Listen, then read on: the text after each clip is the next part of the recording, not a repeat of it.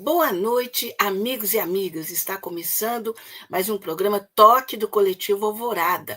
Hoje é terça-feira, dia 6 de junho. Aí, gente, o mês das festas juninas, um mês assim super bacana, né? E um mês em que, sem dúvida, né, cada vez mais os golpistas, Bolsonaro e aquela turminha lá, estão mais perto da cadeia, né?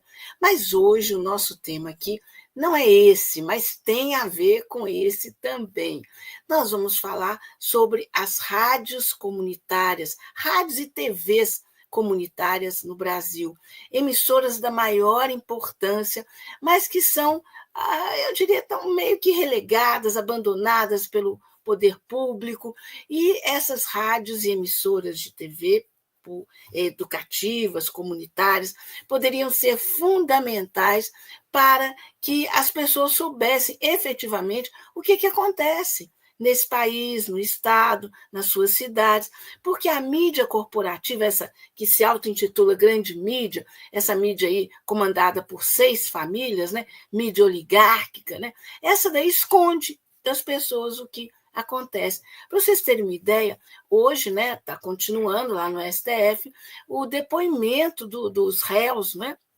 Hoje, por exemplo, o Bolsonaro depôs, né? Na verdade, ele foi inquirido, né, pelo ministro Alexandre de Moraes e a sua defesa também pôde questioná-lo. Era para a população brasileira estar assistindo tudo isso, né? Porque quando eram os governos progressistas que estavam sendo caluniados e colocados em xeque, né? Como na época do mensalão, a Globo, né, transmitia de manhã, de tarde e de noite. Agora que são os golpistas, os inimigos do Brasil, que estão no banco dos réus, eles esquecem, fingem que não é com eles, né? Não tratam do assunto, tratam de uma forma enviesada, né? E as rádios e TVs educativas poderiam estar mostrando tudo isso. Mas para que isso aconteça, o governo e os governos estaduais teriam que ter compromisso com essas emissoras. É sobre isso que nós vamos conversar hoje com a figura que eu diria assim que é um dos principais nomes, lideranças nessa área das emissoras comunitárias. Eu estou falando do Paulo Miranda, um jornalista super conceituado. Ele já atuou na mídia corporativa, já atuou na mídia estatal, na mídia educativa, já atuou na Telesur, essa importante emissora de televisão latino-americana, a única, né? Realmente preocupada com a América Latina. E ele já há um tempo, preside a TV comunitária de Brasília, mas ele também atua em várias outras fronteiras, áreas aí nessa questão das emissoras públicas, comunitárias e educativas. Bom, então é com essa figura incrível, que conhece profundamente essa área, que nós vamos conversar hoje, porque muita gente fica pensando, mas e aí, se as big techs deixarem o Brasil, se as big techs radicalizarem contra o governo brasileiro, como é que vai ser e tal? Gente, temos TVs e rádios comunitárias, TVs e rádios educativas, não é? Bom, estou falando muito, vamos chamar logo o Paulo Miranda. Boa noite, Paulo. Oi, Ângela, eu agradeço muito aí esse convite, conversar com você, né, uma professora universitária, tudo. Para mim uma honra muito grande estar participando desse programa aí de Toque do Coletivo Alvorada. E estou aqui à disposição para falar tudo aí. Desde a década de 80, né, a gente está nessa batalha, que era ainda de rádios livres, rádios piratas. Então, é uma história muito grande dedicada aí a essa comunicação alternativa. Bom, primeiro a gente, em nome do Coletivo Alvorada, quer te agradecer muito a sua presença. A gente sabe que sua vida é uma loucura, seu tempo é corrido demais, né, nas suas múltiplas atividades nessa área. Então, muito obrigada pela sua presença. E vamos começar, então, pelo começo. Me fala como é que foi, Paulo, essa passagem de um jornalista, de um repórter, né, que atuou nos principais veículos da mídia corporativa brasileira, depois atuou na mídia pública estatal brasileira, até, não é, a partir da década de Uhum. 80, ser um dos principais militantes das chamadas rádios livres. Como é que foi essa passagem? Olha, eu sempre quis fazer jornalismo por causa do meu avô, né, que era jornalista lá em Minas Gerais, tal. Quem que é essa? E o Paulino Álvares de Miranda, Paes de Miranda. Uhum, E eu já sabia, desde 7, 8 anos de idade, que fazer uma rádio, botar uma rádio no ar era muito fácil, porque meu pai tinha um vizinho que era técnico de rádio. uhum, E naquela época consertava muito rádio, né? Existia basicamente rádio, nem tinha TV direita ainda. Então, eu ouvi uma conversa dele ainda criança, ele falando: tira essa rádio do ar, senão você vai ser preso. Porque em Corinto, onde eu nasci, Centro Geográfico de Minas Gerais, lá, terra Opa, você é de Corinto? Uhum, do dia. Guimarães Rosa, né? Uhum, Logo na primeira página do Grande Sertão Veredas, ele já fala de Corinto ali. Aí, e morro, né? Então tinha um uhum. morro, botava a rádio ali, a cidade toda pegava, um equipamento transmissorzinho e tal. Então eu já fiquei com aquilo na cabeça, mas depois que eu fui fazer jornalismo aqui em Brasília, é, eu sempre fiquei com esse negócio na minha cabeça. E assim que surgiu o movimento, eu me aproximei muito do Tião aí do Rio, Claudinha, e montamos e tínhamos o coletivo, né, nacional de rádios livres. Uhum, E, e passei a atuar bastante. O principal transmissor em Brasília de rádio livre que era o meu. Na minha casa era Rádio Fantasma, quando ia para o Paranoá, as cidades aqui em Brasília era Paranoá, Rádio Paranoá. Quando ia para o Gama era FM Gama Livre, quando ia para Ceilândia, lá no Setoró, era Rádio Bolinha. Quando ia para casa de algum colega jornalista, aí eles botavam o nome que bem entendia, eu não lembro mais o nome de todos, Chico Santana, Beto Almeida. É, quando ia para Olhos d'Água, a cidade aqui perto era Rádio Zoiuda, sempre assim, entendeu? O mesmo uhum. transmissor com um monte de nome até a Polícia Federal pegar tudo. Aí, na década de 90, veio já o termo rádio comunitária, né? E também veio o Fórum Nacional de Democracia da Comunicação, que a gente criou aí na BI em 1995, eu era dirigente da FENAGE e sou um dos fundadores do Fórum. E sempre aí na batalha de jornalista profissional para sobreviver e ir com o pé na mídia alternativa, né? E acreditando que era possível fazer uma revolução com mídias alternativas e tal. Aí tinha indústria clandestina aqui em Brasília, a gente tinha uma, e vendemos mais de 100 transmissores do Brasil inteiro, tudo transmissor de rádio livre, rádio pirata, né? E a gente nunca teve receio nem nada, aí enfrentamos, fizemos um enfrentamento, enfrentamos. Mas de 94 para cá, pela Federação Nacional de Jornalistas, eu já comecei a atuar para aprovar no Congresso Nacional a lei para criar a lei do cabo, né? E dentro Uhum, da lei do cabo, nós conseguimos incluir é, uma TV para o Senado, uma TV para a Justiça, uma TV para as universidades, uma emissora para o Senado Federal, para a Câmara dos Deputados. E aí é o que a gente tem hoje, esse monte de mídia pública no dessa Brasil luta, o inteiro. Murilo César Ramos também participou muito, não é? Para atrapalhar, né? Mas estava sempre Ah, é? participando. Como assim? Murilo Ramos, né? Depois, assim, ele não quem atuou mais assim para nosso campo foi o Daniel Hess, né? Que foi O orientando Daniel. dele. É. Daniel era o grande cérebro nosso dentro da Federação Nacional de Jornalistas e o Morreu Murilo muito cedo, né? é uma perda muito grande. Mas depois, para criar as TVs comunitárias, o Murilo fez para tentar atrapalhar, mas a gente atropelou e criou, entendeu? Brasília é a terceira TV do Brasil, sem ajuda nenhuma dele, né? Mas Mas ele é professor atrapalhou até como? hoje, é amigo, tudo. A gente tem Deixa eu esses só entender, conflitos. atrapalhou como?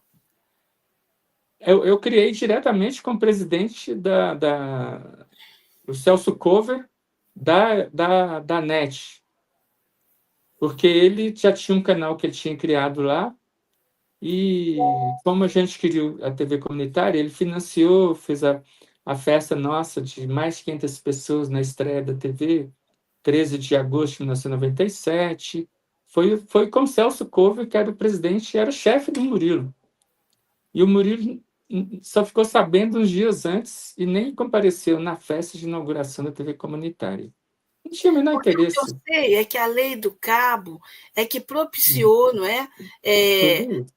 propiciou as TVs comunitárias terem espaço, não é? Porque senão Uhum. elas O entrariam. artigo 13, que hoje é o artigo 32 da Lei 12.485, que é a Lei Uhum. SEAC, né, de Serviço de Acesso Condicionado. Então, nessa época aí E foi a era. contrapartida, né, para entrar as TVs pagas no Brasil, porque não tinha, né? É, Inclusive é muito não. curioso, porque a legislação brasileira de radiodifusão, super obsoleta, de 62, não é? E tem a lei Uhum. do cabo, quer dizer, vai tendo uns puxadinhos, né? Vão tendo, em É, vez de ter uma legislação que abarque tudo, não, né?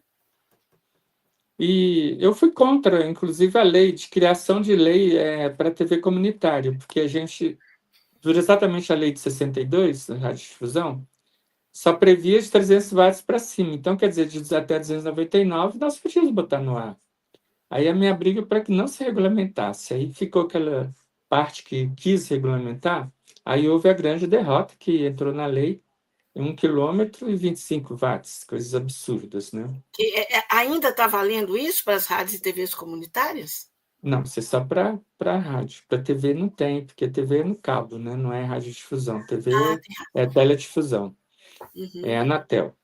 E até hoje continua, né? Apesar que a gente já aprovou no Senado Federal, eu assessorei na época o Hélio José, senador, nós aprovamos por unanimidade dentro do Senado Federal. Olha que vitória estrondosa.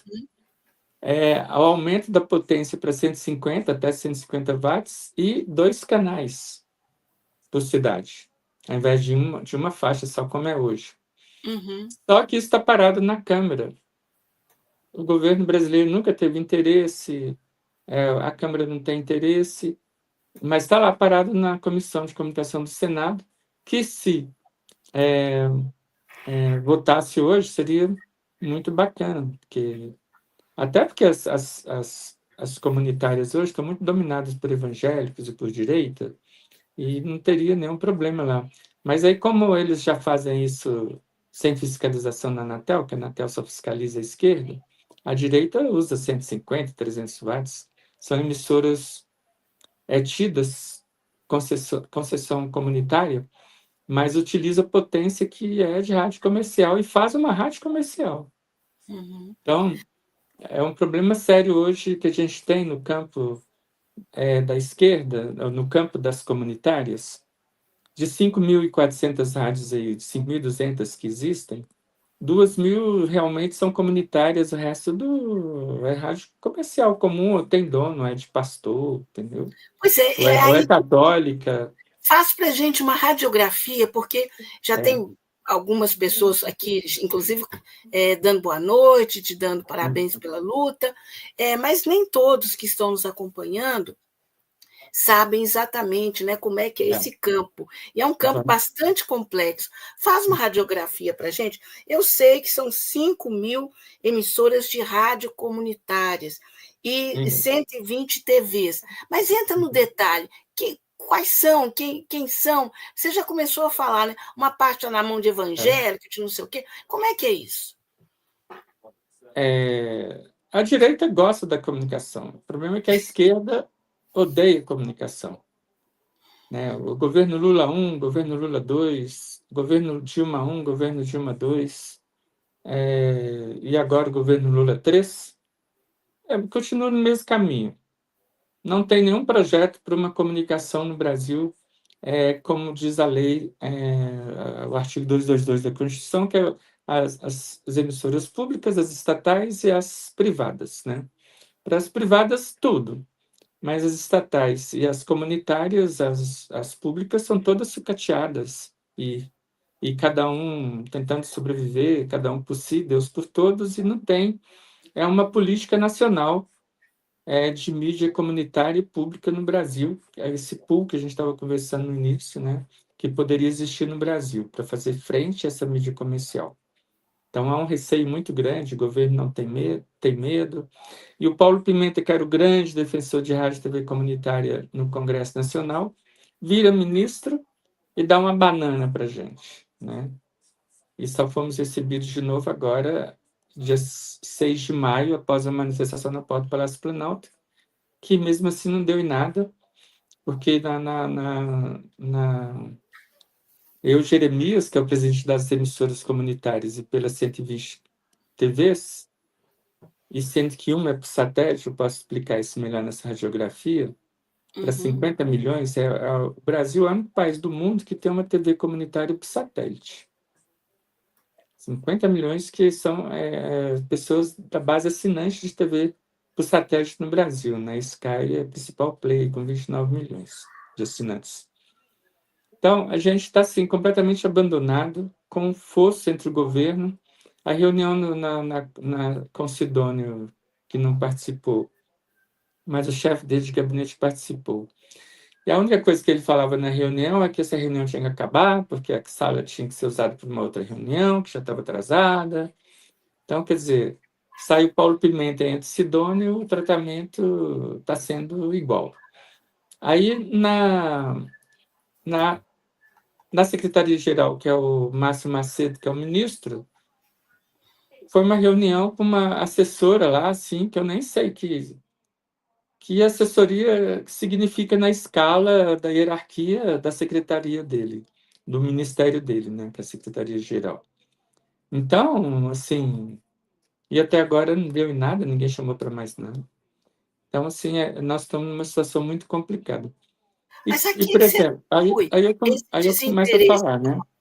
A É, que se atribui as, esse desinteresse? Porque os governos é, progressistas brasileiros sempre foram acuados pela mídia corporativa, né? Essa que se auto-intitula grande mídia.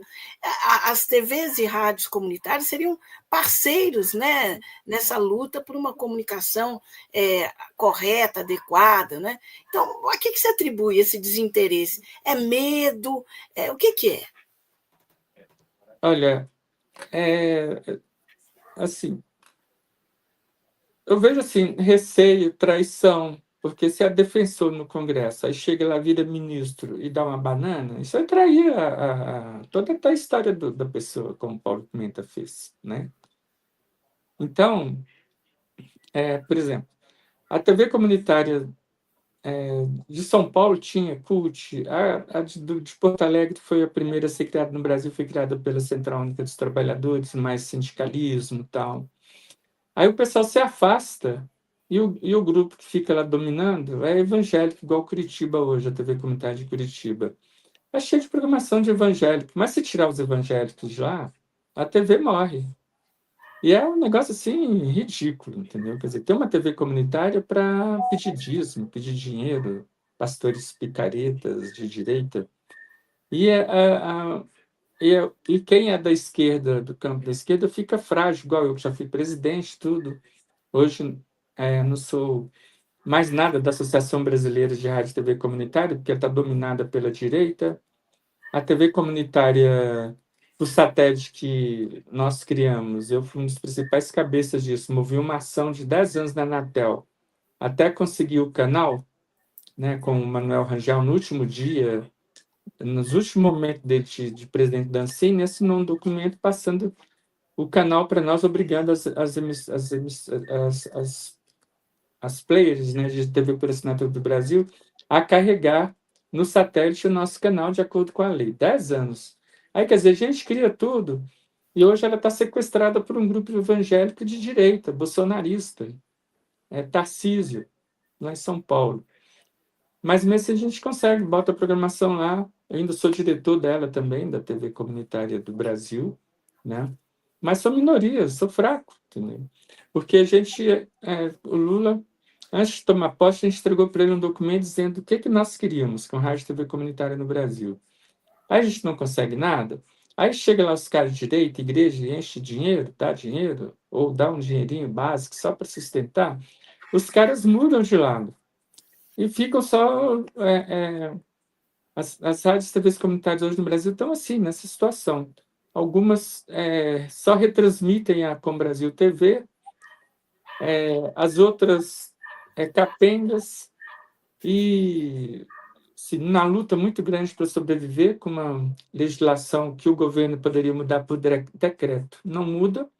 Por exemplo, rádio comunitária. O estatuto, obrigatoriamente, de acordo com o decreto de regulamentação do governo Lula anterior, diz que o cara não pode ser diretor da TV por mais de 2 mandatos consecutivos.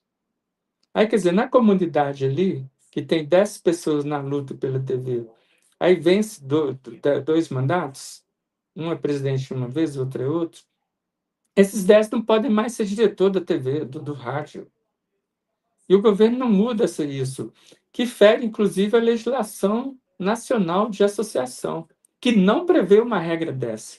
Quer dizer, o próprio governo bota uma regra esdrúxula para matar o movimento e não muda. É só um decretozinho do Lula mudando isso. A gente já cansou de falar isso com Pimenta, agora nessas 2 últimas reuniões. Essa briga da Abraço é antiga, desde a Dilma e tudo, e não muda. Então, quer dizer, há uma humilhação contra a gente, há uma perseguição, um crime do governo brasileiro, do PT, né, do governo petista, da esquerda, contra as emissoras comunitárias no Brasil. Eu avalio assim e falo isso com muita responsabilidade, sem nenhum receio. Se quiser discutir comigo, vamos discutir. Venha para dentro de uma TV, de uma rádio comunitária, ver o que é que tem que ser mudado, por que a nossa mídia é riquíssima, bilhões, tem a Petrobras, Caixa, Banco do Brasil, né? A Secom, com dinheiro tem a Secom, e a TV Brasil, o que ela poderia ser de potência de comunicação para o Brasil? E a gente não tem nada. Tem a Embratel, que o governo Lula ressuscitou, porque o FHC matou, mas está na mão da direita, assim como está o Ministério das Comunicações. Isso indica para nós que, comunicação a gente não está nem aí. E agora bota um Sidônio, que eu nem nunca vi na vida, nem nunca tinha ouvido falar, que é marqueteiro. E mantém lá, o Paulo Pimenta bota um cara na IBC, tira um Hélio Doyle, que é jornalista, e bota um tal de Jean, que nem jornalista é. Quer dizer, isso mostra para a sociedade, mostra para nós que estamos na militância antiga da comunicação brasileira, que vocês não valem nada. Show, sai fora, entendeu? É isso, esse é o recado. É bem pior do que você está imaginando. O buraco é Agora, muito mais embaixo, sabe? Entendeu? é, quer dizer, quando no segundo mandato, né, 2007, se não me engano, o então presidente Lula, né, naquela época, criou a EBC, a proposta era criar uma comunicação pública no Brasil, mas, Uhum. na verdade, pública e estatal. Tinha os dois braços, né? Era a É. NBR, que virou o GOV, né? E a TV Brasil.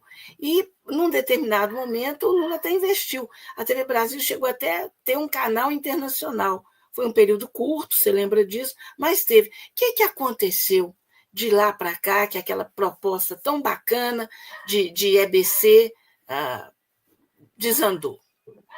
Esse canal internacional foi criado para combater a Telesur, né? Ao invés de adotar a Telesur, como fez a Argentina, Cuba, Venezuela, né? Com canal aberto, Bolívia, Equador, criou esse monstrinho aí, TV Brasil Internacional, né? Parece que voltou agora, e se recusa a ser de uma comunicação de integrar a América Latina. Então, não mudou nada. Continua com essa política tacanha, né, medíocre, de ter uma emissora do porte de uma empresa, de um porte IBC. Eu ajudei a criar a IBC, entrei em cada gabinete com artistas, com gente do Movimento de Democracia da Comunicação, sindicatos, FENAGE, para conseguir criar a IBC e criamos, né? Mas, assim, no início a IBC estava indo, né? Conselho e tudo. Até que depois já a própria IBC começou a adotar aqueles termos de mercado, mensalão, não sei o quê.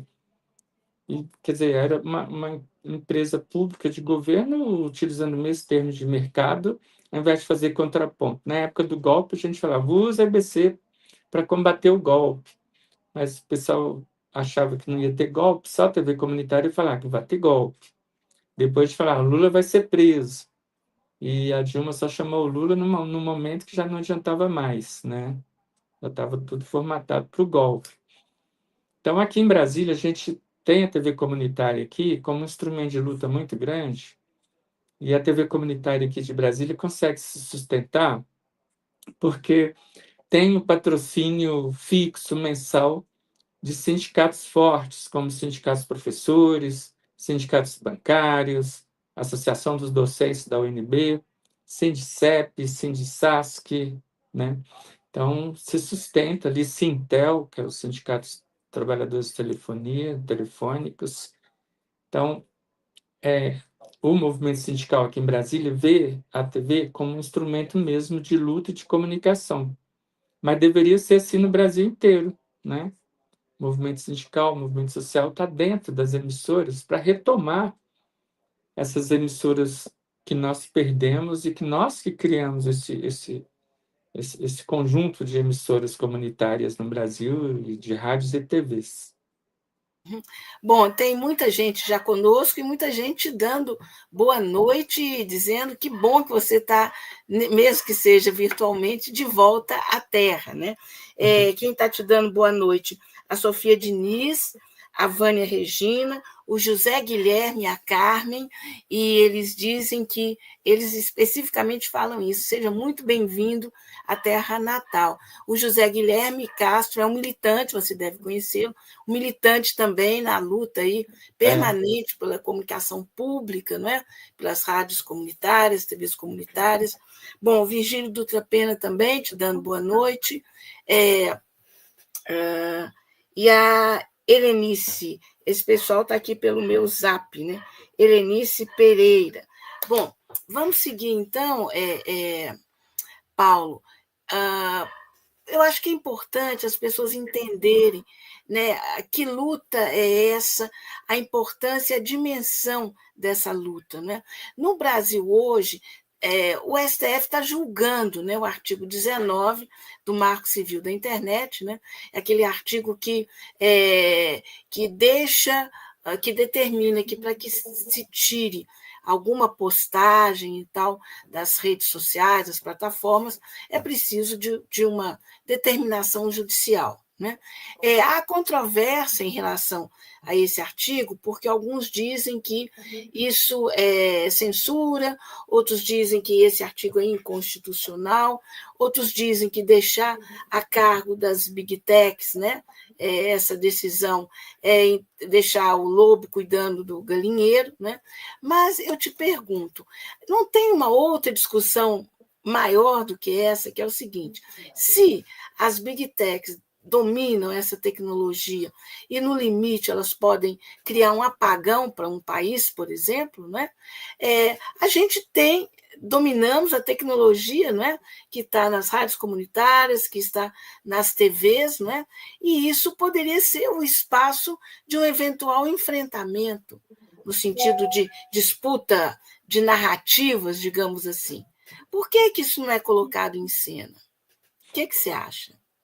olha, eu não tenho nenhum receio de ficar sem as big techs, que a gente pode criar as nossas, né? E rapidamente, porque o Brasil tem uma legislação do Canal da Cidadania, que é a utilização da banda larga digital, que a banda larga digital ela é bidirecional. Então, se o Brasil quiser hoje, o Brasil se recusa a usar. Nós tivemos no governo Dilma, no último governo Dilma, um projeto começado por, eu esqueci o nome dele agora, que era do Palácio Planalto, Brasil 4D, que pela onda digital aberta, tinha um modem na casa das pessoas, tinha 200 pessoas, e por esse modem as pessoas utilizavam a TV como se fosse internet, acesso à rede web, marcava consulta, via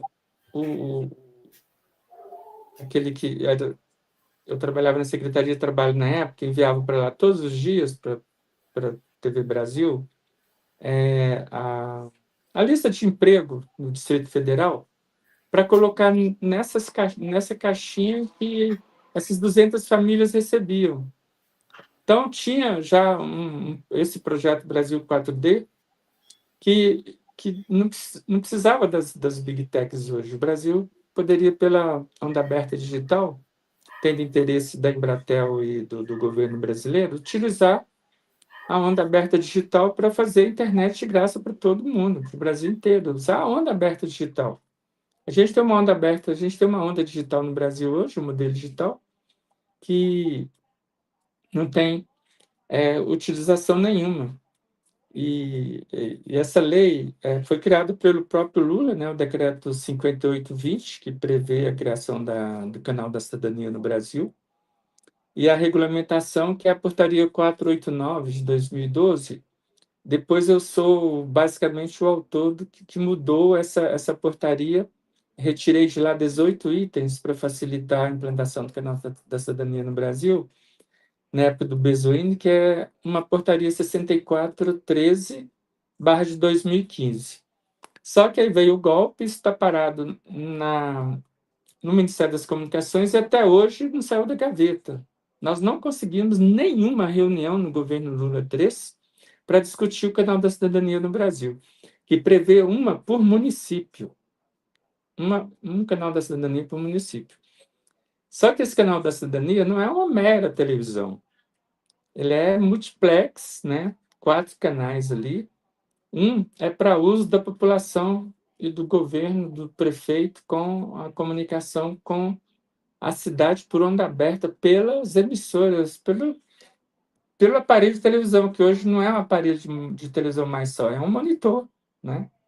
E ele com a onda aberta é como se fosse internet para a família inteira ali, de graça, para todo mundo usar. Nós estamos cobrar a internet hoje é uma coisa do passado, nós ainda estamos no passado, e o Brasil se recusa a se modernizar e a usar a onda aberta digital para fazer multiplex e fazer tudo que tem que ser feito por povo brasileiro. Então, quer dizer, falta vontade política de utilizar uma tecnologia, né? Fica aí vendendo banda larga para fazer 5G, Dilma fez leilão para vender 4G para ter Copa do Mundo, e continua o mesmo processo. E a estrutura de comunicação não é nossa, está tudo na mão ou do Carlos Slim, ou da TIM, ou da Vivo, e a Oi TV, que é a Oi, né, que é a mais fraca aí, a metade pertence ao Portugal Telecom e a metade é o Tasso Gereissati, né, ex-senador lá do Ceará. Então, quer dizer, nós estamos com uma comunicação toda privatizada e o Brasil com uma Telebrás que não manda nada, não faz nada, e o governo Lula totalmente refém desse sistema. Então, eu não acredito em regulamentação nenhuma, eu não acredito em marco de regulação nenhum, porque se você trabalha com algoritmo, o que você regulamentar hoje, daqui a pouco eles mudam, igual o Facebook está fazendo agora. Está tirando tudo. E o único cara que recorreu contra essa decisão do Facebook de novo armazenamento, que é matar tudo até o final do mês de junho, por incrível que pareça, sabe quem foi? O Eduardo Bolsonaro. Entrou na justiça para manter tudo dele lá. Aí eu fiz a denúncia dessa posição do Facebook para a Secretaria de Política Digital do governo Lula, presidida lá, o cara do Intervoz, não sei se ele é do Intervoz, João Brandt de São Paulo, e nem resposta eu recebi. Eu oficializei, fiz ofício. Tem um ofício para mostrar para todo mundo que eu oficializei, mas até hoje não responderam nada. Então, quer dizer, é uma omissão completa do governo E na isso é área de gravíssimo, comunicação. né, Paulo, que você está colocando em relação ao Facebook. todo mundo que usa o Facebook, eu também Uhum. recebi esse lembrete, né, que a gente tem poucas semanas para armazenar em outro lugar os vídeos que a gente quiser preservar, porque eles vão deletar tudo. Ou seja, deletando a memória, não é? Inclusive a memória golpista, né, que não poderia ser deletada. Né? E, enfim, né, estamos absolutamente reféns, não é? Totalmente. E dá um prazo para você salvar. Só que esse prazo é uma mentira. Aí que está o problema também. O Facebook, por exemplo, a TV Comunitária de Brasília vai fazer 28 anos já. Olha, a gente tem toneladas de produção lá dentro. E ele só permite salvar um por um dos programas. Você não consegue salvar todos os programas de um mês, todos os programas de um ano, todos os programas de 6 meses, botar na nuvem, né? Ou salvar no HD. Não, é um por um. Então, a gente deu adeus à nossa produção, a nossa memória de uma TV comunitária, de TV de luta. Eu fiz um pagamento para um técnico que presta serviço para TV, eu só consegui salvar todos os ao vivo que nós fizemos de 2019 para cá, principalmente porque tinha interesse em salvar esses ao vivo, porque tem toda a luta ali pela vacina, todas aquelas manifestações que nós fizemos pela defesa da vida do povo brasileiro, né? A gente ia perder tudo isso, entendeu? Então, o YouTube já tinha matado a nossa em novembro, né? Já tinha matado o nosso YouTube, dizendo que a nossa programação é nociva e perigosa. Até hoje não conseguimos retornar nosso YouTube. A programação da TV Comunitária de Brasília é nociva e perigosa. E ficou nisso. A quem você recorre, né? Não tem nem a quem recorrer. Cadê a regulamentação? O YouTube fez o que fez, decidiu, matou o nosso YouTube e pronto. Diz que a gente contrariava os interesses da comunidade e que nossa programação é nociva e perigosa. Isso eu postei, eu fiz essa denúncia também para a Secretaria Nacional de Política Digital do Governo e botei os prints do YouTube. Quer dizer, não sou eu que estou inventando, tem um print do YouTube dizendo isso. E aí?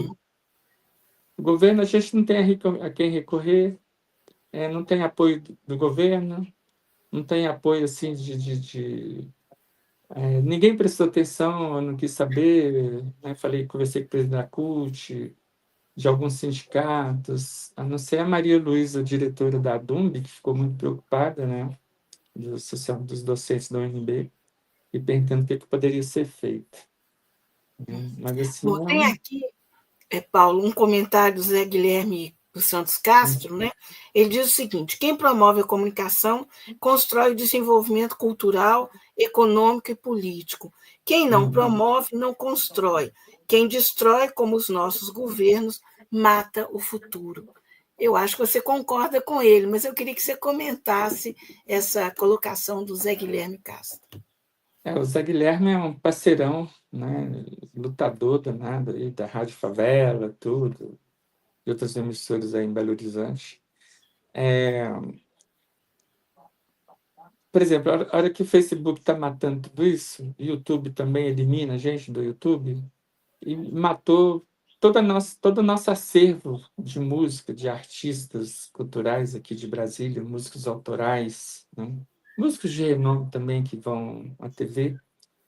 Então, assim, se o Ministério da Cultura está numa luta para promover a cultura brasileira, a gente fica muito triste, porque é uma derrota muito grande para nós perder todo um acervo desse, toda uma riqueza cultural dessa, sumir, né, de uma hora para outra, e não ter nenhuma opção de salvar tudo isso, porque se uma emissora pública de prestação de serviço público, né, por exemplo, cada projeto nosso, a gente faz assim 108 programas de cultura, 200 programas culturais, e a cada 6 meses, a cada 8 meses, a gente está fazendo muita produção cultural.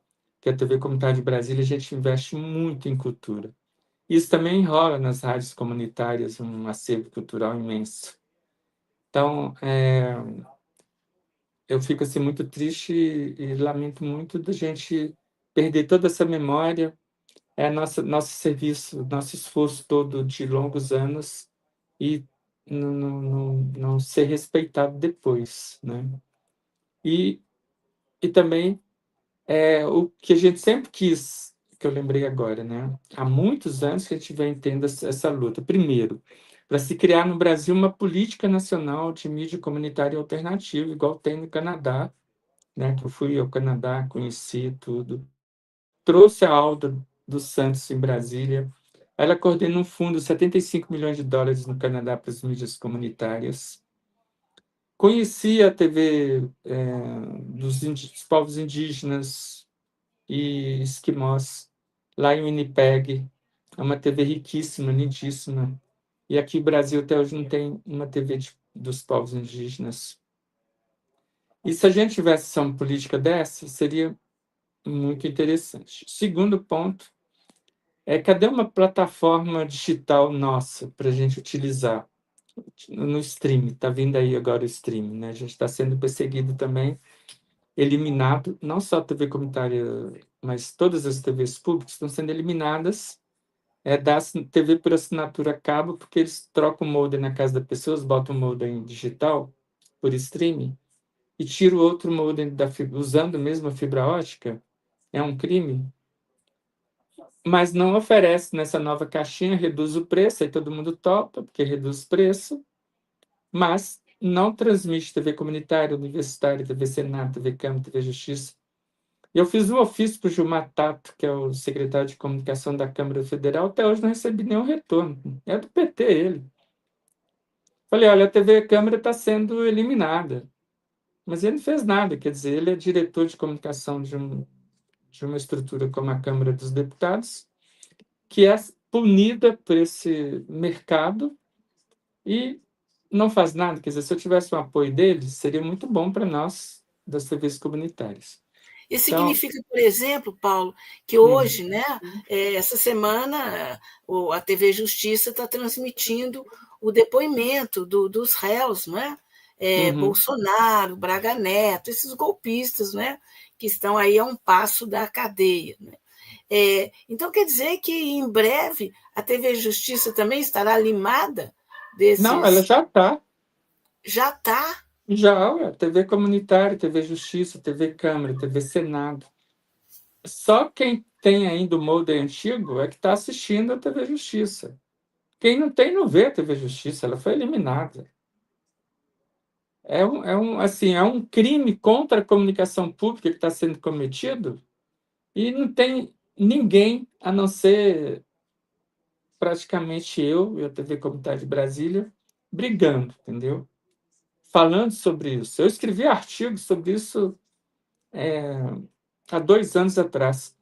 Eu não escrevi nenhum artigo ano passado, nem esse ano, porque vou repetir tudo de novo, né? Então, tá difícil a coisa. E as mudanças no algoritmo, quando o Lula lançou o programa dele, eu falei, eu escrevi um artigo, por onde andará o podcast do Lula? E foi batata, morreu o podcast dele rapidinho, não tinha audiência. Por que não tinha audiência? Porque o algoritmo barra todas as palavras que o Lula utiliza, que a esquerda utiliza. Anda tapete vermelho na rede, é para o ódio, para dancinha, para gracinha, para mentira, né? Fake news. Então, assim, o Lula é a figura mais importante do mundo hoje, mas as lives dele ficam ali 500 pessoas, 700, 800 pessoas assistindo. Então, é um negócio assim terrível, né? Essa rede hoje, como ela pune, como ela impede o nosso pensamento, né, de E a fluir. própria esquerda fica falando, não, porque o problema é a comunicação, temos que melhorar a comunicação, É, esquecendo é, que não adianta é. só o conteúdo, como você vai espraiar esse conteúdo, como você vai divulgar esse conteúdo, se as redes, né, que estão aí, Uhum. supostamente disponíveis, como você está dizendo muito bem, barra esse conteúdo. Barra. E nós Mas, estamos chegando a um momento muito crucial da história brasileira, né, Paulo? Que é a eleição do ano que vem. né? Eu diria que é um momento de vida ou morte. Ou esse país sobrevive enquanto democracia, ou a gente vai, né, entrar aí num fascismo horroroso. E a Exato. comunicação tem um peso tremendo nisso. Ou Ah, pode ter, né?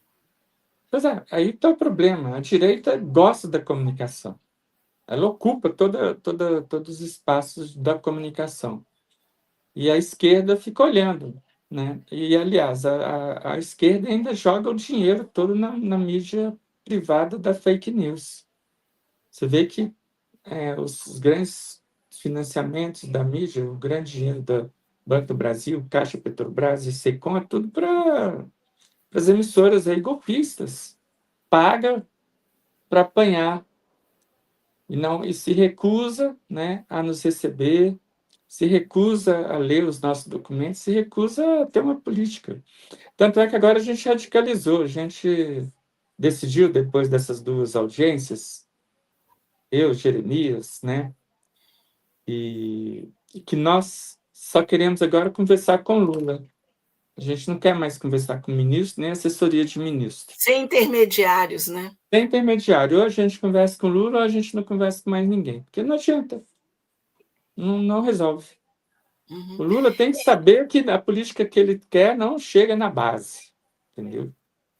Eu já As- escutei o Lula falar uma vez o seguinte, como foi a luta que ele teve que enfrentar quase que sozinho, porque ele queria, né, a criação da TVT, a TV do Trabalhador em São Paulo, né, bancado por dois sindicatos do ABC, Metalúrgicos do ABC e os bancários de São Paulo, e ele cobrava isso do ministro das Comunicações, e o ministro falou, não, está saindo, a coisa não andava, não andava.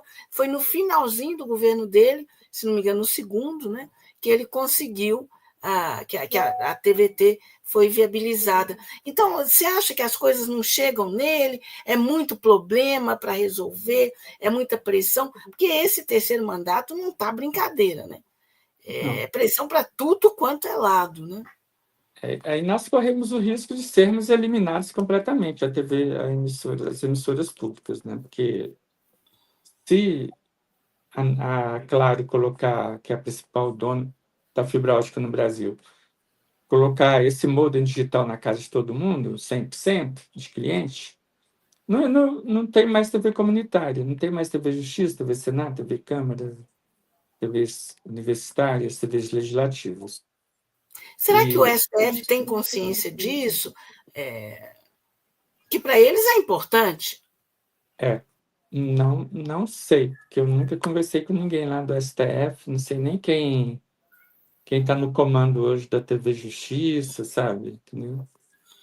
E, mas assim, a gente já foi até na Anatel falar sobre isso com o presidente da Anatel, e o presidente da Anatel lavou as mãos. Entendeu? Falou que dependia do Congresso Nacional, tinha uma lei de streaming, porque não tem lei de streaming no Brasil. Aí existe um projeto Paulo Teixeira para obrigar o streaming, apesar que a lei, no nosso entendimento, a lei 12.485, a Anatel tinha que mandar cumprir o que diz a lei. Que a lei SEAC, como também era na lei do cabo, diz que nas tecnologias, né? Hoje é fibra ótica, não tinha streaming ainda e tal, mas nas novas tecnologias, a lei continua valendo do mesmo jeito. Só que elas não cumprem. E esse projeto de streaming nunca é aprovado na Câmara e no Senado por força das Big Techs aí, que eles não querem nada que regulamente o streaming. Aí fica aí a Netflix, né? Dizem que a Netflix agora se consociou com aquela marca de televisão Samsung, parece, e que quem comprar um aparelho Samsung, a hora que ligar, já vem ali Netflix automaticamente. Você acha que alguém vai procurar botar TV Globo ali, sabe? E será que vai pegar onda aberta esse novo aparelho, monitor que as pessoas vão comprar para casa deles? Corre o risco, inclusive, de nem entrar onda aberta. Se não entrar onda aberta, não vai ter nem as emissoras comerciais brasileiras. Até elas vão ser extintas, Então, E o essa receio é nova violento, TV entendeu? digital, que é o computador, a televisão É o transformada em computador, 3.0, a digital 3.0. vai Dá ser para o enfrentar? streaming. É esse risco que eu estou te falando. Se não tiver regulamentação nenhuma do streaming, uma lei, vai vir streaming e esse streaming não vai ter nenhuma emissora brasileira lá dentro, entendeu? Nosso audiovisual vai todo pro pau aí. Vai ser eliminado. Há esse Por risco aí. falar em eliminação, e você é mineiro, né? Aqui, o atual governador é um extremista de direita, o Romeu Zema, está colocando o Estado todo à venda, né? É o Palácio das Uhum. Artes, a sede do governo, e no pacotão dele de liquida tudo está a TV Minas e a Rádio Inconfidência. E ele diz assim: não, pode federalizar ou pode privatizar. Ele está querendo que a Assembleia autorize, né, as duas opções. Nesse quadro que você está colocando, eu acho que não tem a menor chance do governo federal se interessar pela TV Minas ou pela Rádio Inconfidência. E de mais a mais existe, né? Bem ou mal, existe a TV Brasil, enfim. E a proposta não é do governo federal ter emissoras regionais, né, educativas, o que seja. O que você acha que pode acontecer nesse saldão aí do liquida tudo do Zema? Bem, pela federalização até que eu apoiaria, porque aí vira a TV Brasil, né? Seria um canal a mais para ter em Minas. Hoje a TV Brasil, só tem concessão, né, canal em Rio, Maranhão e Brasília. Nós temos um Eu país acho que de São Paulo vinte e também não sete tem, não? federações. Tem não, Não? Continua só nos 3 meses. E Maranhão é só aquela nos história três. por causa do Sarney, né? Lá atrás, né? Não, foi criação da IBC, né? A fusão Não, dessas tipo três assim, a empresas. presença, né, de TV educativa e depois, né, Uhum. da TV Brasil no Maranhão tem a ver com a história de Sarney, né? Ele criou um canal específico para lá, né? É. Mas eu não sei se o governo Lula toparia isso, né? E privatizar, eu acho que ninguém compra, entendeu? Porque o mercado vai comprar uma TV educativa cheia de dívida, tal, e uma É só se rádio for para confidência. fechar, né? Vai Só fechar, se então. eu ver uma garantia, ó, você compra e eu te dou mídia, né? Te dou publicidade para financiar. Porque O que ele elas não são faz. financiadas. O que pode acontecer. A TVE do Rio Grande do Sul, acho que foi extinta, basicamente, né? E era uma E a, das grandes, né, das é, educativas. e a BPEC nem existe mais, né? Por isso, por causa do Eu fui verificar. enfraquecimento. A Associação Tristeza. Brasileira já foi muito forte, realizou o primeiro encontro de TVs públicas, segundo encontro, a luta pela criação da IBC, tudo tinha um braço da BPEC. A BPEC era muito forte. Eu A fui Associação vice-presidente Brasileira, da BPEC quando eu né? dirigi a TV Minas. Né? Sei. E assim, é triste a gente ver o que está acontecendo, né? É triste ver que No uma BPEC campo, não né? existe mais, né? Entendeu? Pois é, e no momento que seria fundamental. Agora, a minha pergunta, Paulo, mais especificamente, é o seguinte: a TV Minas, como emissora geradora, né, Uhum. estadual, mas de âmbito, né, pode ser de âmbito nacional, ela teria um papel muito grande, porque tem a cadeia produtiva de uma televisão é enorme, pode empregar praticamente todo, né, técnicos nas mais diversas áreas, figurinistas, Uhum. artistas, jornalistas, radialistas, né, enfim. Ou seja, garantiria uma dinâmica, não é, para a economia cultural aqui e um espaço também, porque eu pergunto o seguinte: se não fosse a rádio Inconfidência brasileiríssima, será que o Clube da Esquina teria, enquanto movimento musical, né, teria a projeção que teve? Né? A gente vai continuar só com esse eixo Rio e São Paulo, como se não existisse cultura, né, nos outros estados. Então, minha Exato. preocupação em relação à TV Minas é muito nessa linha, porque mesmo federalizando, não vai ter o espaço que poderia e que já teve. A TV Minas já chegou a É. ter 14 horas diárias de produção própria. Como é federalizada, não vai ter isso nunca, porque, né, o dia tem 24 horas. Né? É, Não dá para fazer isso tudo numa TV que abrange o país inteiro, é. supostamente. A regionalização da produção jornalística, artística e jornalística no Brasil, né, cultural, está prevista na Constituição. Está tudo lá. Uhum. E você falando de geração de emprego e renda, eu lembrei aqui de um número que a gente, se houvesse investimento nas rádios e TVs comunitárias no Brasil hoje, mídias alternativas, webcas, tudo, nós poderíamos gerar 150 mil empregos aí para jornalistas profissionais, radialistas profissionais, roteiristas, comunicadores populares, né? Quer dizer, mexer com o mercado e a produção nacional audiovisual e radiofônica ganharia muito, né? Os artistas ganhariam muito com com toda essa estrutura de comunicação. Mas isso ainda é só um sonho mesmo, é só projeto e está na carta que a gente entregou ao Lula antes dele se eleger no terceiro mandato. Agora, Paulo, você vê conexão? Eu vejo, mas estou te perguntando. Eu vejo uma conexão muito grande na desregulamentação que a profissão de jornalista enfrentou, né, nas últimas 2 décadas, digamos assim. Hoje, nem necessidade de diploma específico de jornalista a gente tem, né? Uhum. E essa questão, essa desnacionalização total, como é que eu vou dizer? Essa não tem nem palavras, né, para definir essa situação absurda, né, que reina aí né, em relação à mídia brasileira não comercial. Né? Você vê esse link, né, entre desregulamentar uma profissão, e eu pergunto, né, e as escolas de comunicação? Eu sou professora de uma faculdade de comunicação e de jornalismo. Eu não vejo movimento nenhum ali dentro discutindo Não. essas questões. Nem nos sindicatos e nem na Federação Nacional de Jornalistas, né? A Em que a gente fóruns, pode atribuir isso? É uma amnésia em- coletiva? É uma ignorância coletiva? O que é isso?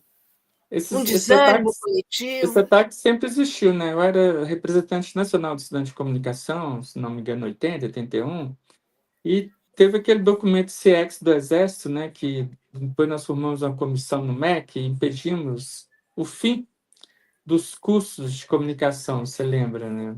Uhum, Esses claro. ataques sempre existiram, né? Que, segundo o CIEX, Centro de Informação do Exército, para acabar com os jornais alternativos no Brasil, tinha que acabar com os cursos de jornalismo.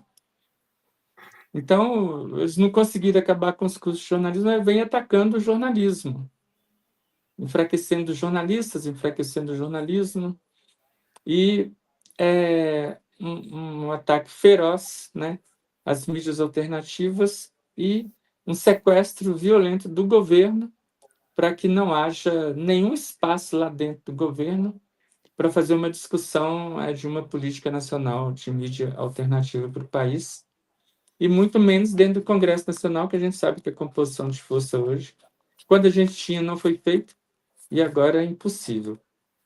E eu torço para o Edinho se eleger presidente do PT, porque eu acredito muito no Edinho. Edinho fez a comunicação para o Lula se eleger, e ele queria ser ministro, mas queria ser ministro se o Lula unificasse a SECOM e o Ministério das Comunicações, né? Como manteve separado, não sei o que aconteceu, o Edinho não foi para a SECOM, ou para essa estrutura de comunicação do governo Lula, que seria importante ter uma política de comunicação, e o Edinho sabe o que é isso, essa política de comunicação. Eu acredito muito no Edinho e espero que se eleja presidente do PT, para ver se com ele a gente começa a pressionar o governo e a pressionar o principal partido do Brasil a ter uma política de comunicação, né? Que a gente vê o resultado na Venezuela popular, igual tive lá nas eleições agora, dia 25 de maio, e cresceu para 42% a votação, e o PSUV, Partido Socialista Unido da Venezuela, com os 10 outros, com a Grande Frente Patriótica, elegeu maioria de tudo, 23 governadores de 24, 262 deputados de 285, Mas a comunicação popular lá, a rádio comunitária, Telesul, o Canal Gov, sabe? São estruturas de comunicação bem estruturadas mesmo, entendeu? A comunicação funciona, tem apoio estatal, tem recurso. Quem quiser fazer, tem curso, tem tudo. E a comunicação é muito valorizada, Sem né? falar naquele kit que o Chaves distribuiu, não é? Quer dizer, antenas, não é? Um Capacitação, transmissor, tudo. qualificação, praticamente todo quarteirão, será? Acho que é meio exagero da minha parte, mas toda a rua tem, né? Uma rádio, né? É, Pelo menos em Caracas, né? tem, Caracas, tem bastante. São essas 400 emissoras comunitárias junto com as empresas de governo que sustentam, né, a Revolução Bolivariana. Se não fosse isso, já teria caído há muito tempo. A Porque a Argentina comunicação é também, né? importante, entendeu? Apesar de que a lei dos meios enfrentou, desde, né, o início, um combate cerrado da mídia corporativa, né, que Aham. recorreram, atrasaram a implantação dela e tal, e quando ela começou a entrar em vigor, entra um governo Macri, né, depois esse Milei aí, mas Desmonta tudo. tem um enfrentamento, não é? Especialmente pela comunicação popular, na mão de sindicatos, de mulheres, de indígenas, né? De povos originários. Tem um enfrentamento grande na Argentina, não é? Eu não sei te dizer hoje como está a estrutura, mas eu já concedi várias entrevistas lá para a rádio da Madres de Maio e outras emissoras comunitárias sempre que eu ia à Argentina. E essas mídias Aqui seria comunitárias o lá também equivalente são. à Tortura Nunca Mais, né? O movimento Tortura Nunca Mais, Memória, Justiça e Verdade, ter, por exemplo, uma emissora de rádio ou de televisão. Seria um equivalente, né? Aqui no Brasil. Quer dizer, é quase impensável, né? No nosso caso, né? Nesse contexto. Né? E no Brasil está muito fácil a gente criar essa estrutura, só o governo querer, entendeu? As emissoras estão aí todas assim, pelo amor de Deus, venham, né? Governo, venha. Aí, como eu acho que o governo Lula sabe que a boa parte dessas emissoras não fala mal do governo, aí é amigo, né? Tal, entendeu? Esse negócio de amigo no poder, né? Então, Ou seja, tem que preocupar com o inimigo, porque os amigos já estão do lado e estão. não Mais ou menos o raciocínio seria esse. raciocínio seria esse, mas tinha muita gente também no governo que eu cansava de ouvir o discurso. Ah, a rádio e TV comunitária tem que ser autofinanciável, né? Então, autofinanciável quer dizer a gente vender pulseirinha, anelzinho, Pois né? é, a Globo também deveria ser autofinanciável, não É, é? Por que não? mas, mas o Nelson Breve era presidente da IBC e falava isso, ainda bem que ele foi breve. Bom, Paulo, a gente está chegando ao final do programa, eu estou rindo, mas a vontade é de chorar, né? Porque o É, quadro é muito complicado. Eu é, queria te pedir, assim, você já falou um pouco em cenários futuros, né? Um cenário seria a vitória do Edinho para a presidência nacional do PT, ele que se mostra uma pessoa, né, historicamente mais sensível para essa área, tem proposta, tem projeto e tal. O que mais? Qual outro cenário que você vê? Aí para frente, porque as eleições são o quê? Menos de um ano e pouco, né, de distância, e a gente tem uma população muito enganada, muito com uma visão enviesada, e isso é fruto dessa doutrinação 25 horas por dia da mídia corporativa e das redes sociais, grande parte delas. Né? olha, você me apertou aí, entendeu? Ultimamente eu estou muito desiludido, né? Não estou vendo solução. Aliás, a gente tem as soluções, elas já foram apresentadas, mas eu não vejo assim como chegar lá e enforcar o Lula, enforcar os ministros dele. A gente já não quer mais nem reunião com o ministro, entendeu? A gente só quer reunião se for com o Lula agora. Nós deixamos isso claro no documento, inclusive, protocolado na SECOM e na Secretaria-Geral da Presidência da República. Não, a gente só volta no Palácio Planalto agora, Jeremias e eu aqui, TV Comunitária de Brasília, se for para uma reunião com o presidente Lula. Se não for, a gente não quer. Então, a luta continua, né? Vamos. Não adianta sentar no meio-fio e chorar. 2026 é logo ali e vai ser uma. Deus nos acuda, né? E a não ser que o Xandão salve, né? Que o STF salve. Que tá tudo na mão do Xandão mesmo, entendeu? De, de, de- ele é muito corajoso, enfrentando essas big tech toda aí, né? Mesmo se sofrer uma sanção dos Estados Unidos. É o único que eu vejo, porque esperar pelo governo, tô sentado esperando, entendeu? Vou sentar, porque senão vou cansar de ficar em pé. Então é isso, entendeu? Só para quem está nos assistindo, você citou duas vezes o Jeremias, né? O Jeremias que você está citando é o Jeremias Santos, ele é o presidente da Abraço, né? Uhum, Associação Brasileira das Emissoras de Rádios Comunitárias, não é isso? Nós já exatamente. entrevistamos aqui o Jeremias, figura muito bacana, um batalhador, não tem dúvida, né? E ele Uhum, tem queixas semelhantes, né? Críticas semelhantes às suas, né? Aliás, o Zé Guilherme também, que está aí nos assistindo, outro é, batalhador, está lá na Rádio Favela, né? Aqui de Belo Horizonte, e ele também ele diz isso, né? Quer dizer, não temos apoio, né? Assim, é complicado, né? muito Bom, complicado. então, eu gostaria, né, de da gente fechar esse programa.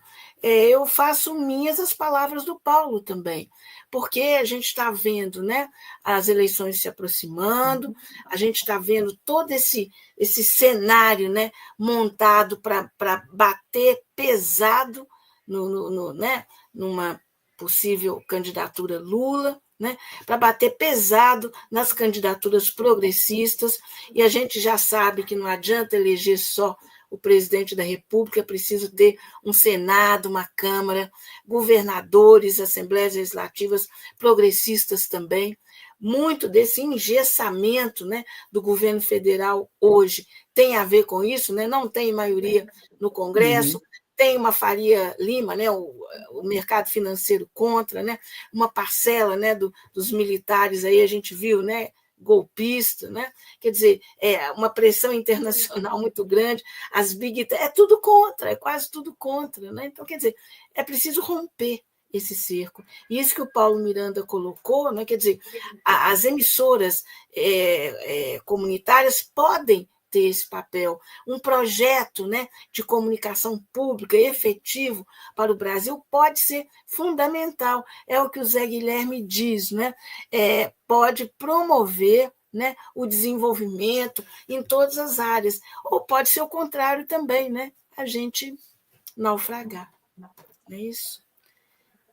isso aí. Então, Vamos. eu não gostaria de fechar o programa, né, essa parte da entrevista com o Paulo, pessimista, mas eu acho que a gente não tem como ser otimista mantendo esse cenário. Então, alô, alô, né, amigos parlamentares petistas aqui de Minas Gerais e dos setores progressistas, PSOL, PCdoB e tal, essa é uma questão muito séria, e não pode ficar, né, ao Deus dará como está, É, desculpa, acontecendo, né, Paulo? Paulo, exatamente. então suas palavras finais, né, por favor. Bem, espero que a gente consiga uma reunião com Lula para falar, né? Olha, vamos criar uma política nacional de mídia comunitária alternativa, vamos e mídias públicas, vamos criar um fundo, né, de desenvolvimento dessas mídias, como existe no Canadá. Dinheiro no Brasil não é problema, tá cheio de dinheiro por aí. Eu até escrevi um artigo uma vez, né, dizendo para se investir 45 bilhões, que é o dinheiro do Fistel, está lá parado fazendo superávit primário. Vamos dar 45 bilhões para as mídias alternativas e comunitárias brasileiras. Já pensou, Ângela? Não, É muito dinheiro, né?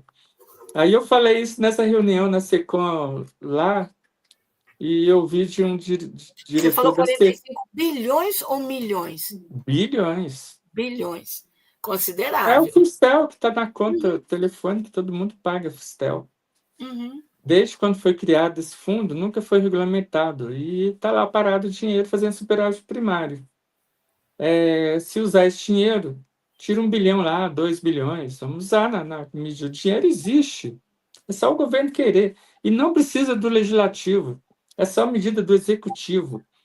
Manda a publicidade para nós, institucional, aí da Caixa, da Petrobras, do Banco do Brasil, da Secom, né?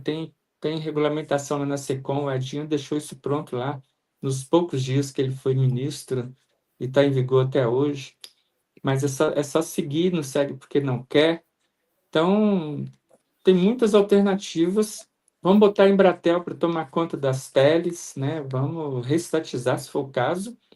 O Brasil precisa ter comunicação, precisa ter satélite, precisa ter soberania, tem que ser dona da sua fibra ótica. Então, essas são nossas alternativas.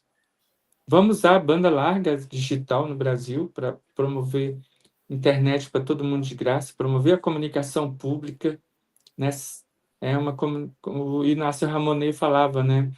Que era preciso até criar um Greenpeace da comunicação para limpar a comunicação, assim como o Greenpeace defende o meio ambiente, ter uma instituição que defenda a limpeza nas notícias, né, para tirar essas fake news, essas mentiradas toda que engana o povo brasileiro todo e que diz que privatizar é bom. Então, quer dizer, nós temos aí muitas alternativas e elas estão na ponta da língua, e a hora que a gente conseguir falar com o Lula, a gente pode ver com ele se ele vai topar ou não, entendeu? É Ok, isso. olha, e já ficamos combinados, viu, Paulo?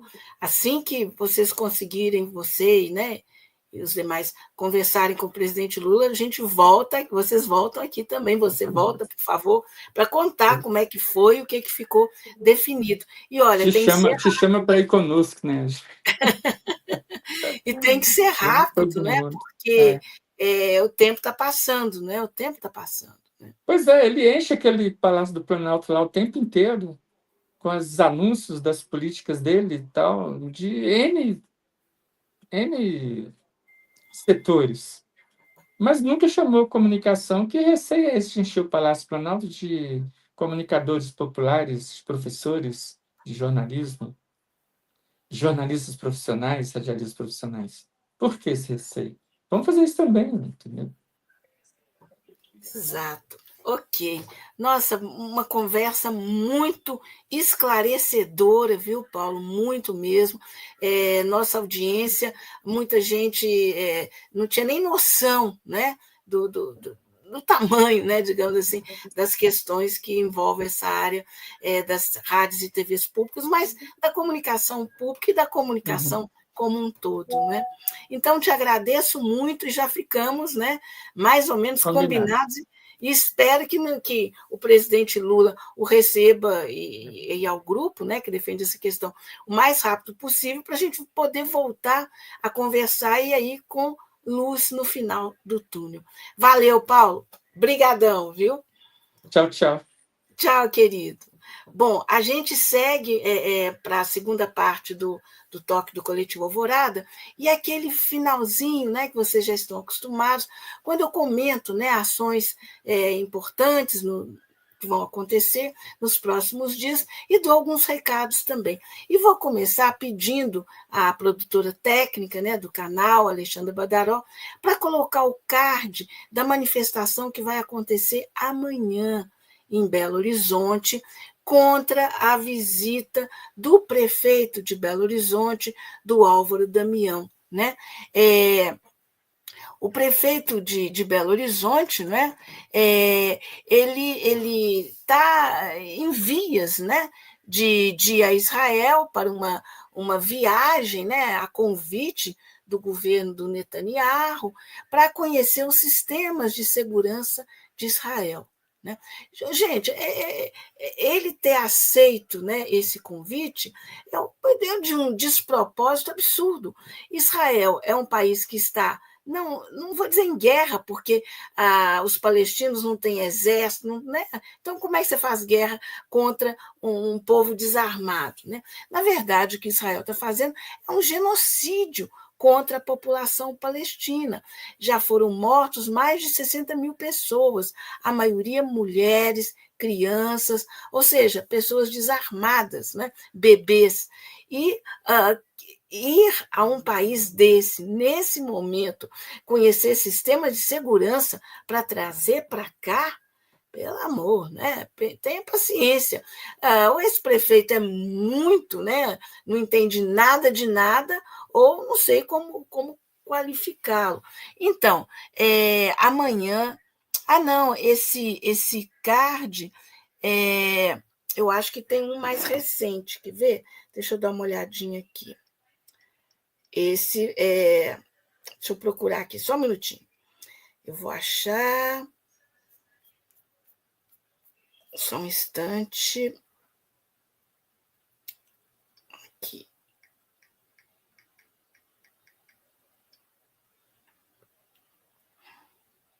Não, é isso mesmo, pode voltar com ele sim. Olha, reunião ampliada do Comitê de Solidariedade ao Povo Palestino, pauta: construção de um ato contra a visita do prefeito de BH a Israel na próxima sexta-feira. Não, é o seguinte, são duas coisas diferentes. Esse evento já aconteceu, foi no dia 6, né? Inclusive o Coletivo Alvorada participa desse evento e tal. Mas tem novas articulações envolvendo, né, digamos assim, a contrariedade dos setores populares em Belo Horizonte com essa decisão do prefeito. Então, está sendo construído novas manifestações, inclusive podendo ter até manifestação na porta da prefeitura. Essa daqui já aconteceu, foi no dia 6, na última sexta-feira, às 19 horas, mas estão sendo construídas novas ações. Essas novas ações ainda não têm card. Essa que foi a dúvida, né? Eu achei que já tivesse um card específico, mas não tem. Bom, mas se o prefeito de Belo Horizonte, o Álvaro Damião, faz as pessoas antenadas com o que acontece no mundo, indignadas, né, com o que está acontecendo na Palestina, ficarem morrendo de vergonha, né? Vocês viram, por exemplo, ontem e anteontem, a Paris parou, né, nas manifestações em defesa da flotilha, né? Inclusive com a presença de um brasileiro, aquela pequena embarcação que iria até a faixa de Gaza, demonstrar apoio e tal, e foi interceptada em águas internacionais, mar internacional, por parte de Israel. Foi um ataque, né? Prenderam as pessoas que estavam lá, inclusive a Greta Thunberg, né? Enfim, ela já foi liberada, mas a outra parte está lá presa em Israel, inclusive um militante brasileiro, né? Então, é nesse momento que o prefeito acha que é importante ir para Israel? Né? Claro que não é. Então, o mundo todo já caiu na real do absurdo, né, do genocídio que está sendo cometido, e esse prefeito acha que não, que é hora de ir lá, inclusive, conhecer equipamentos de segurança. Que equipamentos são esses? São esses mesmos que estão genocidando os palestinos? É isso? Então, é uma vergonha muito grande para quem tem um mínimo de consciência. Bom, mas falando em vergonha, eu vou pedir a Alexandra, agora sim vai vir um card certinho. Esse card, Livrai-nos do Zema, amém, é uma manifestação que está rolando aí nas redes sociais aqui em Minas Gerais, né? E de gente também de outros locais que estão embasbacados, né, com essa proposta do governador de Minas, que a gente até conversou um pouco sobre isso com o Paulo, né, o Paulo Miranda, há pouco, né, de vender federalizar, privatizar, enfim, o saldão do Zema, né, mais de 300 imóveis de Minas Gerais, do governo de Minas, né, públicos, né? E nesses imóveis do Saldão estão o Palácio das Artes, a própria sede do governo de Minas, cidade administrativa, colégios ícones, como o Colégio Estadual Central, centros de saúde, delegacias de polícia, sedes de prefeituras municipais, além, né, desse saldão, a CEMIG, a Copasa, a CODEMIG, né, a UENG, a Universidade do Estado de Minas Gerais, né, com unidades em mais de 20 cidades de Minas e responsável por centenas de cursos. Né? Quer dizer, mais ainda, né? No Saldão está incluído a TV Minas, né? Rádio Inconfidência. Então, quer dizer, esse movimento Livrai-nos do Zema, amém, né? Faz todo sentido, faz todo sentido. Né? Finalmente, parece que a população de Minas Gerais, a ficha está caindo. Né?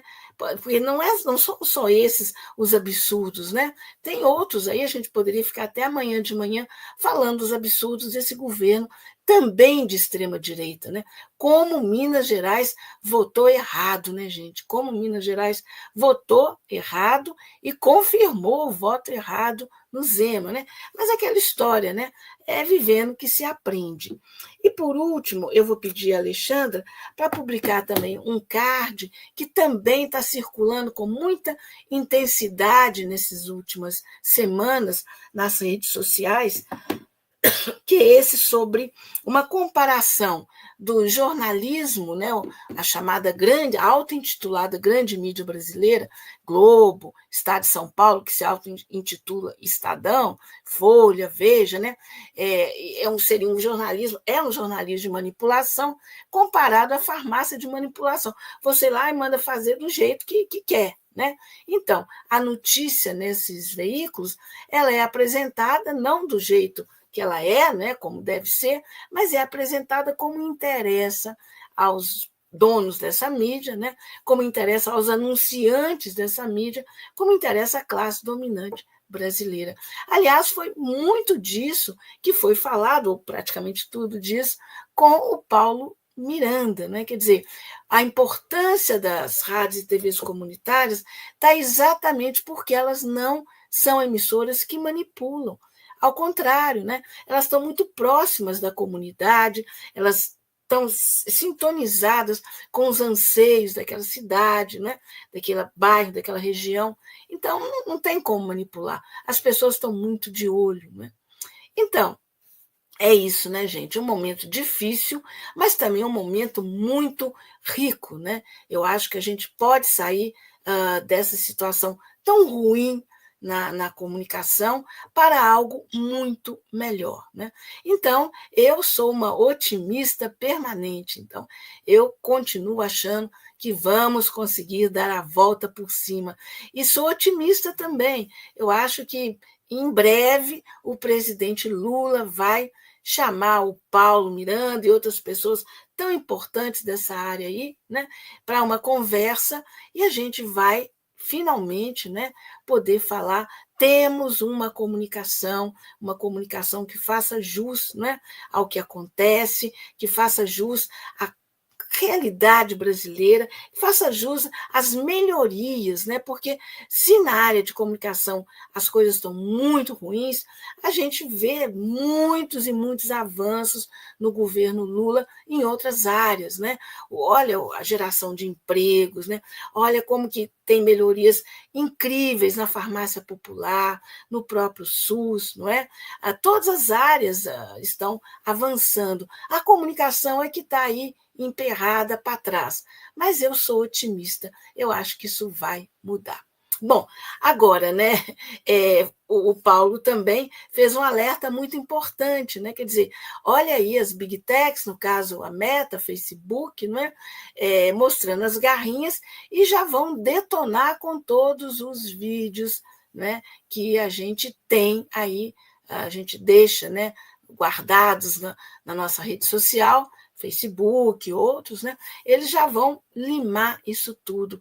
Mais uma prova que a gente, se não pode confiar na mídia corporativa brasileira, muito menos, né, nessas big techs, nessas redes sociais. Né? Não são parceiros, não têm qualquer compromisso com a população brasileira. É isso, gente. Bom, eu tenho até hoje dito, né? Não se preocupe, porque esse programa fica gravado, né? Para todos sempre lá no YouTube. A partir de agora, olha, preocupem sim, assistam correndo, porque eu não sei quanto tempo mais os programas, né, no YouTube ficarão lá. Por enquanto, é o Facebook que está anunciando, né, que em questão de semanas, balbal, os vídeos que a gente tem no nosso perfil, né? Não só nós, pessoas físicas, mas, enfim, os veículos de comunicação e tal. Então, né, não perca tempo, assista rapidinho essa entrevista importante do Paulo Miranda, e que ajuda a gente a entender muito, muito da complexidade, né, que a gente vive nesse país. É isso. Então, quero agradecer muito a todos e todas que estiveram conosco até agora. É claro que eu vou pedir o like, né? Pedir o gostei, bota o dedo no gostei, vai lá, capricha, lá no YouTube mesmo, né? E se vocês não se inscreveram ainda no canal do Coletivo Alvorada, se inscreva, porque o canal vai passar por, olha, muitas mudanças bacanas, né? Aguardem, nesses 10 anos do Coletivo Alvorada, que estamos completando este ano, vem muita, muita, muita coisa boa, né? Bom, então, conto com vocês para nos ajudarem a levar essa importante entrevista com o Paulo Miranda mais longe e mais gente entender, né, o que é, né, essa área que para muitos é tão complexa, mas é tão fundamental, que é a área da comunicação pública. É isso. No mais, né, como vocês sabem, esse programa não teria acontecido se não fosse a produção técnica da Alexandra Badaró. E não teria acontecido se não fosse a produção executiva do Pedro Martins. O Toque do Coletivo Alvorada é uma ação coletivo Alvorada. Valeu, gente. Obrigada. Até semana que vem. Tchau.